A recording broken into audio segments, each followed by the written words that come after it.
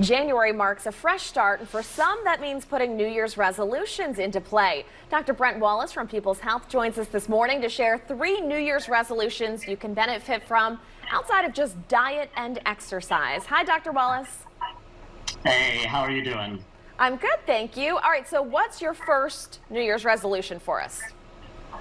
So I think most important to me right now, since it's a new year, is schedule your annual visit with your doctor.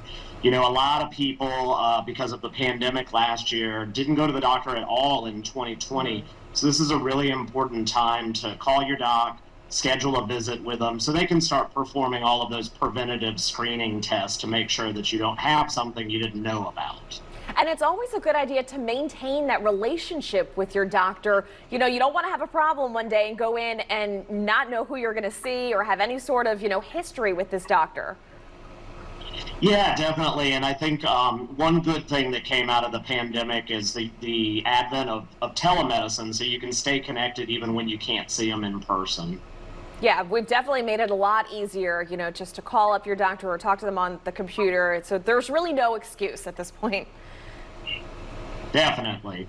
Okay, what's your second resolution for us? So my second big resolution is get your flu shot. And we've been very lucky this year so far because there's been a low incidence of flu, probably because of a lot of the social distancing and mask wearing that we're doing. But some of it is because so many people did rush to get their flu shots when they came out. They're still available, so you should definitely still talk to your doctor about getting one. And in addition to flu, we are starting to see COVID vaccine availability. And so it's really important to talk to your doctor about when you're eligible. Right now, we're only vaccinating people who are 70 and over, but that's going to change soon, and it'll open up to a wider population. So be prepared to get that when it's available to you. And with the flu shot, a lot of people probably think of the flu around the holidays, the weeks leading up to the holidays, but you really see flu even for several months after January. Yeah, here in Louisiana, we actually see a bigger spike of flu closer to February, and then it really does kind of carry all the way into spring, so even into May. So that's why it's important to do it right now. Absolutely. Okay, how about your third resolution? So my third big resolution normally would be physical health, exercise and stuff, but really this year, what I want people to focus on is their mental health. I think it's critical because, we had a roller coaster of a year in 2020. And I think it's important to kind of stop and take a few moments to think about how you're doing mentally.